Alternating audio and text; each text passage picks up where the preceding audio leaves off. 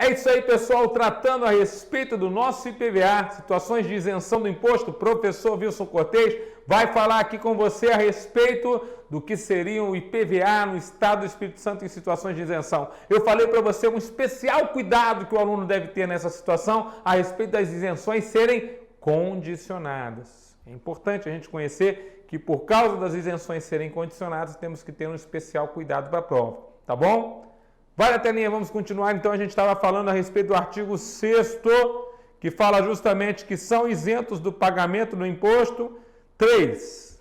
As embaixadas, os consulados e os escritórios ou agências estrangeiras acreditadas junto ao governo brasileiro. Então, embaixada, consulados, escritórios de agências estrangeiras acreditados junto ao governo brasileiro com direito a um tratamento diplomático, comprovada a isenção por um documento a ser fornecido pelo Ministério das Relações Exteriores, e aí vem a condição, né? Então, a embaixada está isenta, o consulado está isento, o escritório, a agência estrangeira está isento quanto aos seus veículos, mas desde que haja reciprocidade de tratamento. Como assim, professor? Olha aqui para mim. A reciprocidade de tratamento é exigida porque o tratamento tem que ser, a princípio, da mesma forma feito quanto a embaixada brasileira naquele outro país. Então, vamos imaginar um país, né? Angola. Então, o Brasil, a princípio, concede isenção para Angola do IPVA, se Angola, lá no país dela, conceder isenção do IPVA ou do Imposto sobre Propriedade de Veículos que tenha lá, para a Embaixada Brasileira quanto aos seus veículos. Então, tem que ser uma reciprocidade de tratamentos. Você entendeu? E é muito importante, porque se não aparecer a reciprocidade de tratamento na prova, a Embaixada paga imposto. Tá certo? Continuando. Outra situação, bota na telinha lá para o pessoal ver. Inciso número 4. Os turistas estrangeiros portadores de certificados internacionais de circular e conduzir, pelo prazo estabelecido nestes certificados.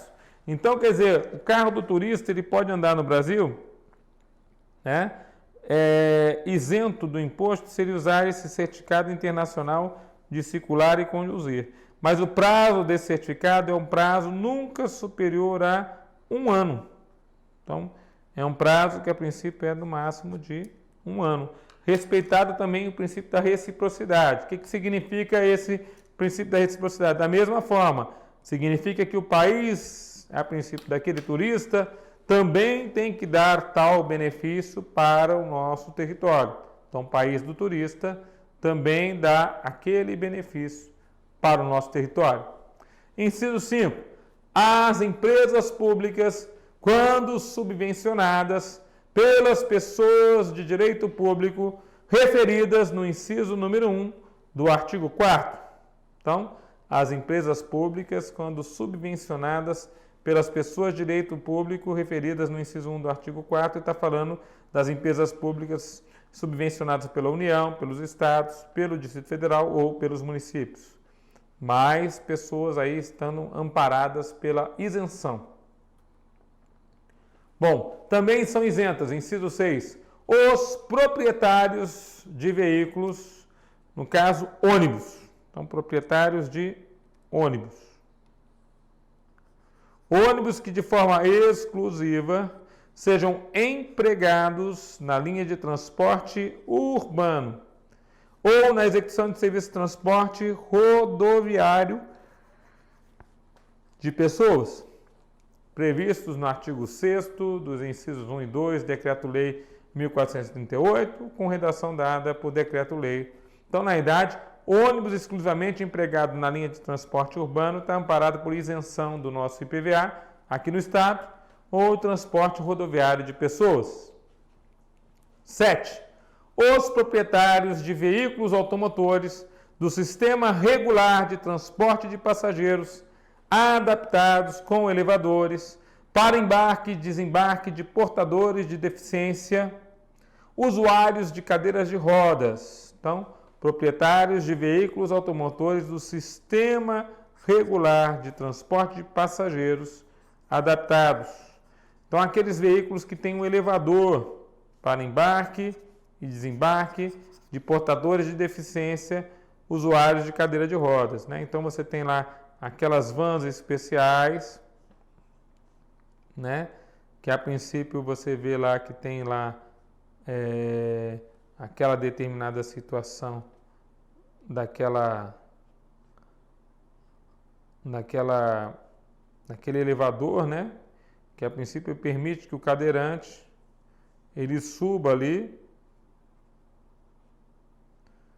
e a princípio consiga subir na cadeira, propriamente dita, né? Para poder se utilizar desse serviço. Então, essas vans que têm esse sistema regular de transporte de passageiros, adaptados com elevadores para embarque e desembarque, essas vans aqui acabam sendo, né, também amparadas por isenção do imposto. Veja que a condição é ter um sistema regular de transporte de passageiros adaptado com elevador para embarque e desembarque desses portadores de deficiência, usuários de cadeiras de rodas. Aqui, né, usuários de cadeiras de rodas. Bom, agora vamos para os parágrafos, né, os detalhamentos a mais que nós temos nas isenções. O tratamento previsto nos incisos 2, 6 e 7 estende-se aos veículos que não sejam das próprias pessoas, mas sejam arrendados, estejam no regime de arrendamento mercantil, cuja utilização atenda às condições previstas nesses incisos. Então, mesmo que a empresa esteja arrendando o veículo vai estar amparado por isenção. No caso do inciso 7, então a gente vai colocar aqui, ó, do lado mesmo, arrendamento. No caso do inciso 6, então, essas vans adaptadas, mesmo que sejam arrendadas, estão isentas. O ônibus para transporte de pessoas ou transporte urbano está também isenta se for arrendado. Arrendamento das empresas. E no caso do inciso 2, os deficientes físicos, mesmo que estejam dentro de contrato de arrendamento, vão estar estendendo para esses veículos o tratamento tributário da isenção do IPVA. Tá certo? Então ele fala do deficiente físico, dos ônibus de transporte urbano e das vans para cadeirantes. Então, o tratamento previsto nesses três casos estende-se aos veículos sujeitos ao regime de arrendamento mercantil, cuja utilização atenda às condições previstas nestes incisos. Parágrafo 2º. Para a concessão do benefício previsto no inciso 2, que é justamente do deficiente físico, o portador de deficiência deverá ser previamente reconhecida pela CEFAM. A condição de portador de deficiência deverá ser previamente reconhecida pela Secretaria da Fazenda, mediante um requerimento do interessado, instruído com laudo pericial. Então, requerimento do interessado com laudo pericial fornecido pelo médico do SUS, Sistema Único de Saúde, especificando qual que é o tipo de deficiência da pessoa, com base no artigo 4º do Decreto 3.298 de 99, que regulamenta a Lei Federal 7.853 de 1989, que dispõe sobre a Política Nacional para a Integração das Pessoas Portadoras de Deficiência Física. De deficiência. Artigo 7º. Fica dispensado o pagamento do IPVA. Então, o artigo 7º vai falar de hipóteses de dispensa do pagamento do imposto. Então, quando que fica dispensado esse pagamento? Não é isenção, é dispensa. Vamos ver. 1. Quando ocorrer a perda total do veículo, pelas seguintes situações: furto, roubo, apropriação indébita, sinistro ou outro motivo que descaracterize o seu domínio útil ou a sua posse. Professor, eu não entendo se essa dispensa, na verdade, é uma isenção, é uma remissão, que tipo de, a princípio, de tratamento tributário que eu vou dar para ela? Ou se é uma não incidência, olha aí para mim. Veja que o veículo furtado, roubado, sinistrado, ele, a princípio, ele existia. Esse veículo não está na posse nem no domínio útil do proprietário. Então, na verdade, o imposto existia e aí ele está sendo dispensado. Essa dispensa poderia chamar de isenção, professor? Poderia até chamar, mas de alguma forma a lei não quis chamá-la de isenção. Então, a gente chama de dispensa mesmo. Fala assim, ó, está dispensado o pagamento do imposto. A gente tem só que saber a partir de quando está dispensado, tá certo? Então, a partir de quando a pessoa que sofreu um furto, um roubo, uma apropriação indébita, um sinistro, uma perda total do veículo, a partir de quando ela está dispensada desse pagamento? Volta na telinha. Então ele fala assim, ó, fica dispensado o pagamento do IPVA. 1. Quando ocorrer a perda total do veículo por furto, roubo, apropriação indébita, sinistro ou outro motivo que descaracterize o seu domínio útil ou a sua posse. Então anota todas aí as situações, né? Furto, roubo, apropriação indébita, sinistro, outro motivo que a pessoa não tem mais o domínio útil, quer dizer, ela não pode mais se utilizar do bem e nem muito menos a sua posse. É uma situação específica ali daquela pessoa, tá certo? O que mais que ele fala aqui, ó? 2. Relativamente a veículo de propriedade de empresa locadora. Veja, relativamente a veículo de propriedade de empresa locadora, a partir do mês está dispensado o pagamento de IPVA, a partir do mês seguinte ao da transferência para a locação do veículo, né? Então está transferindo para a locação do veículo em outra unidade da federação, em caráter não esporádico, desde que seja comprovado o pagamento proporcional aos meses restantes do ano civil em favor da unidade da federação de destino. Então, assim como o Estado do Espírito Santo obriga a empresa que faz locação de veículos, a partir do momento que ela traz o veículo para locação ou coloca à disposição do nosso Estado, no mês seguinte pagar tributo para cá, ela também dispensa o pagamento daquele veículo quando ele, ao invés de vir para cá, ele sai daqui e vai para outro Estado para locação em veículo, né? Locação, né? Então, veja, transferência para locação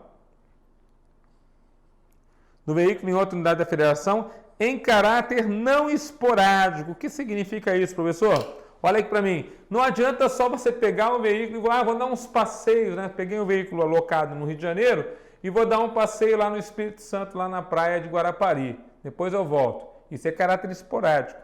Caráter não esporádico é que você aluga de forma de ficar lá à disposição para aluguel definitivamente. Então está à disposição para locação na loja lá do Espírito Santo definitivamente. A partir do momento do mês seguinte, aquele que a princípio ela foi colocada à disposição, já é devido tributo para o Espírito Santo.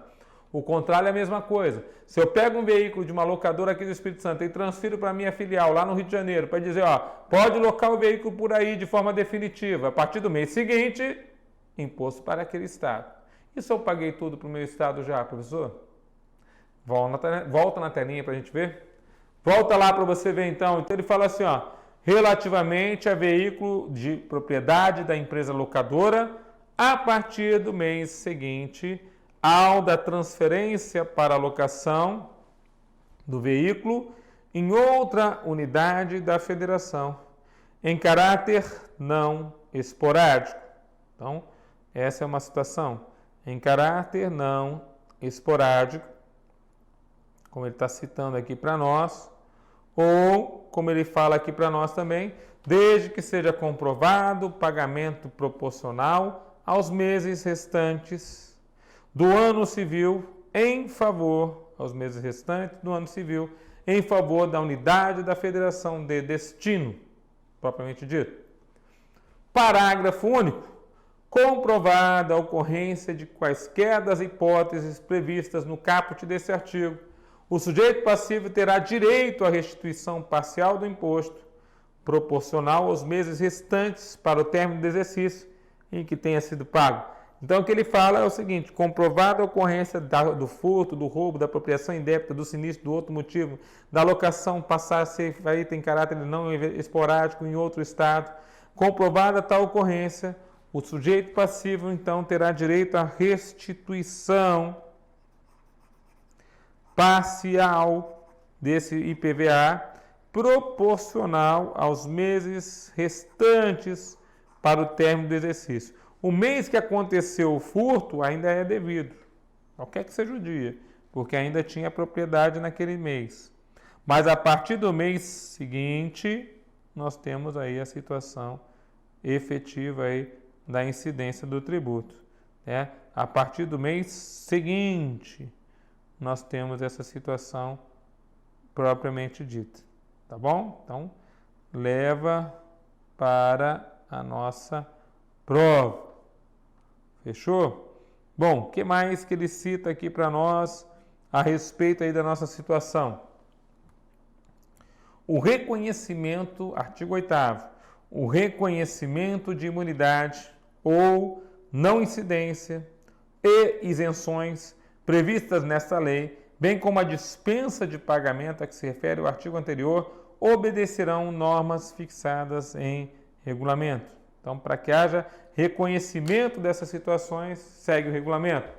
O reconhecimento da imunidade ou não incidência das isenções para a União, Estados, municípios, independe de requerimento. Não precisa fazer um requerimento para reconhecer a imunidade deles, uma vez que nós já conhecemos quem eles são. Então, não tem que falar de reconhecimento de imunidade nessa situação. Tá certo, pessoal? Levando essa informação aí para a prova, hein?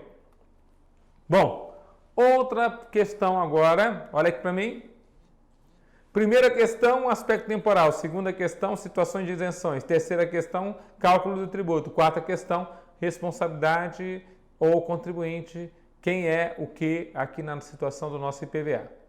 Vai na telinha para a gente conhecer, então, sujeito passivo direto e sujeito passivo indireto a respeito do nosso imposto. Então, ele vai falar isso nos artigos 9º e 10 da nossa Lei 6.999. Então, ele fala assim, ó, do contribuinte e do responsável. Do contribuinte e do responsável. Ele fala assim, artigo 9º, o contribuinte do imposto é o proprietário de veículo automotor. Então, contribuinte do imposto é o proprietário de veículo automotor. Então, quer dizer, o proprietário é aquele que tem relação pessoal e direta com o faturador, propriedade do veículo. Veículos aéreos, terrestres, anfíbios e aquáticos aqui no nosso estado. Bom, o artigo 10 já fala da responsabilidade, já fala assim, ó, respondem de forma solidária. Então, a solidariedade passiva nos lembra os efeitos da mesma quanto à situação de não comporta benefício de ordem. Então, ser solidário, neste caso, vai fazer com que você possa cobrar tanto do remetente, tanto do contribuinte quanto do responsável. Eu posso cobrar tanto de um quanto de outro. Tá certo? Então, ele fala assim, ó, respondem solidariamente pelo pagamento do imposto dos acréscimos legais. O devedor fiduciário, em relação ao veículo automotor adquirido com alienação fiduciária em garantia. Então, responde solidariamente com o credor fiduciante. Então, veja só, na alienação fiduciária em garantia, a loja vende o veículo para o João. João não tem dinheiro, contrata o banco. O banco passa a ser o fiduciário, que é o garantidor. Mas ele é, muitas vezes como fiduciário, ele é o credor fiduciário. O João é o fiduciante. O João fica com a posse, o banco fica com o domínio.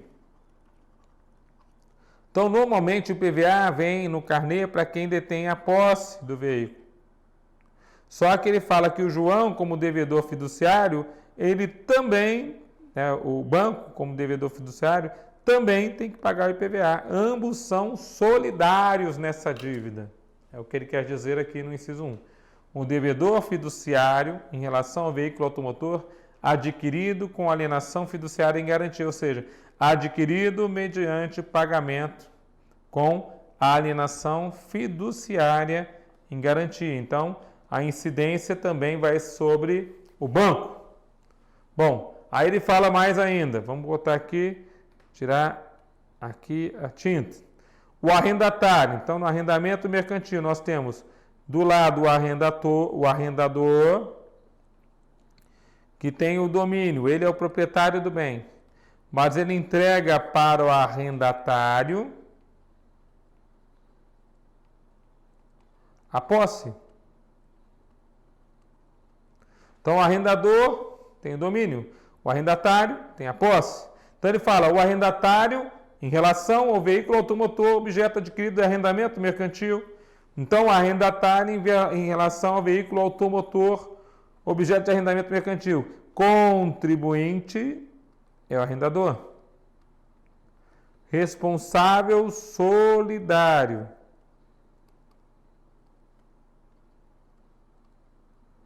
é o arrendatário. Não há benefício de ordem de cobrança. Os dois são devedores principais. Primeiro eu posso cobrar o arrendador, mas primeiro eu posso cobrar o arrendatário. Tá certo? Então é outra situação interessante para efeito de prova. E a última das situações aqui, inciso 3. Qualquer pessoa que detenha posse do veículo automotor a qualquer título. Veja, a posse a qualquer título. Então, aquele que tiver a posse acaba se tornando responsável solidário.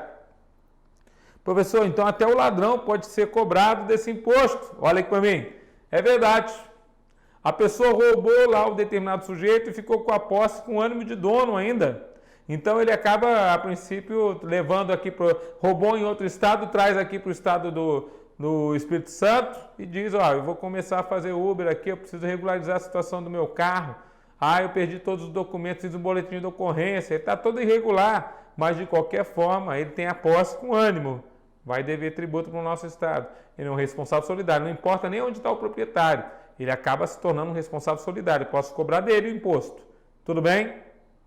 Volta para a telinha, informações importantes aí para a gente poder levar para a prova. Quem mais também é sujeito passivo aí, responsável solidário? Olha lá, inciso 4.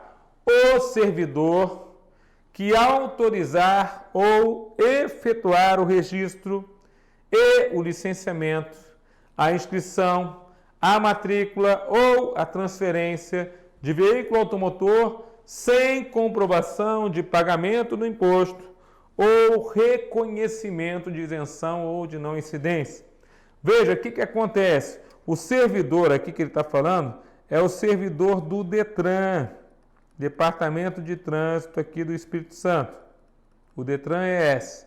Esse servidor só pode autorizar mudanças no registro, licenciamento, inscrição, matrícula ou transferência de veículos se tiver a guia do pagamento do IPVA paga. Ou seja, só pode autorizar qualquer mudança cadastral se houver a guia do IPVA paga. Se não houver a guia do IPVA paga, não pode autorizar a mudança cadastral. Tá certo? Então ele fala assim, ó, o servidor que autorizar ou efetuar o registro, licenciamento, a inscrição, a matrícula ou a transferência do veículo automotor sem que haja comprovação de pagamento do imposto ou reconhecimento de isenção ou de não incidência. Então, nessa situação em especial, nós dizemos que esse servidor acaba se tornando responsável solidário. Então, ele é responsável solidário com o próprio proprietário do veículo automotor que tentou, de alguma forma, trazer alguma situação nova ali a respeito daquele veículo propriamente dito. Tá certo? Então, essa né, é a situação. Inciso número 5. Outra situação. O proprietário de veículo automotor que o alienar e não comunicar o fato no prazo de 48 horas, proprietário do veículo automotor, que o alienar e não comunicar o fato no prazo de 48 horas a partir da ocorrência, ao órgão público encarregado do registro, licenciamento, inscrição ou matrícula. No caso do inciso número 5, agora o proprietário vai ficar solidário com quem, professor? Com o comprador. O proprietário vende, ele tem 48 horas para informar, né, para o DETRAN que ele fez a venda do seu veículo automotor, né?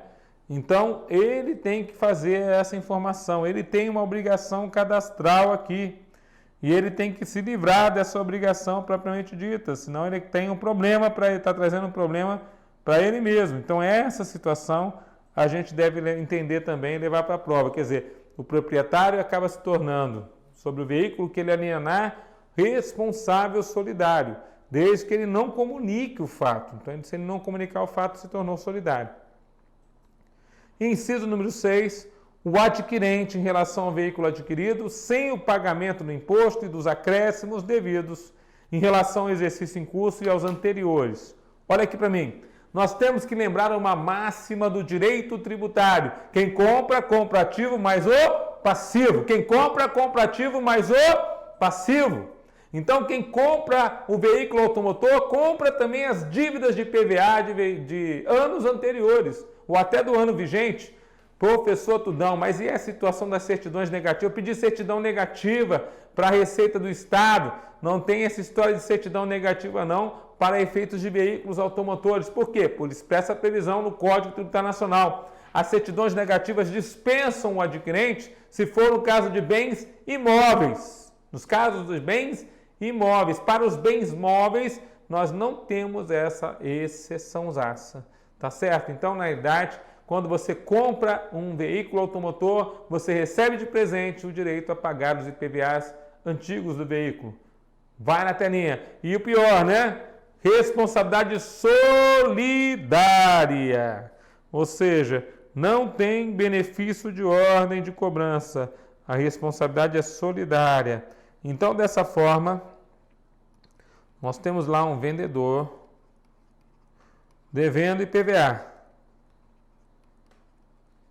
Nós temos lá um comprador, também conhecido como um adquirente, que está comprando o ativo mais o passivo. Tá? Então, ele comprou o ativo mais o passivo. E aí a gente tem quem compra contra o ativo mais passivo. Então, ele compra o ativo, que é justamente o veículo, né? Está comprando o veículo adquirido, mais o pagamento do imposto, né? E os acréscimos devidos em relação ao exercício em curso e os anteriores, quer dizer, os IPVAs antigos, vai tudo junto na dívida do comprador adquirente. Então, esse é o devedor principal, porque ele é o contribuinte. E esse é o solidário a ele, porque ele é o responsável solidário. Tá certo? Então, não tem benefício de ordem sem ordem de cobrança. Posso cobrar de um, posso cobrar de outro, né? Quer dizer, primeiro é esse, mas primeiro é esse também. Quando eu boto ordem de cobrança, eu boto um primeiro e um segundo. Quando não tem ordem de cobrança, eu boto um primeiro, para você entender que não há ordem de cobrança entre os dois naquela determinada situação propriamente dita, tá certo? Mas o artigo 10 tem bastante informação para a gente ainda e é muito legal porque a gente tem várias possíveis questões de prova aqui para a gente. Olha aí para mim, só para eu relembrar você que nosso IPVA nós temos a questão relativa ao aspecto temporal do faturador, a questão relativa ao cálculo do tributo, a questão relativa ao que nós chamamos aí as isenções do tributo, não confunda com não incidências, perdão. E felizmente agora uma outra situação que é relacionada ao contribuinte ou responsável tributário. Dependendo da quantidade de questões na prova dos senhores, nós já pegamos as questões todas de PVA. Nós vamos até o final da lei, não tenha dúvida. A gente tem que discorrer sobre todo o contexto de questões de prova possíveis na nossa situação de PVA. Mas eu creio que, fechando o nosso artigo 10, a gente já pegou as questões da prova. É muito simples mesmo estudar o IPVA para a prova e tem muito menos matéria, mas também tem boas questões, tá bom? Depois do nosso IPVA, nós vamos estudar o Imposto de Transmissão, Causa Morte e Doações e depois, finalmente, as taxas referentes ao imposto. Por último, a lei do Fundap, para a gente poder dar uma olhadinha na possível lei que vai cair no teu próximo concurso. Fechando isso aí, queridos, é só partir para a galera, você está com o curso completo da legislação tributária do Estado do Espírito Santo. Fiquem com Deus, bons estudos e até a nossa próxima aula sobre IPVA.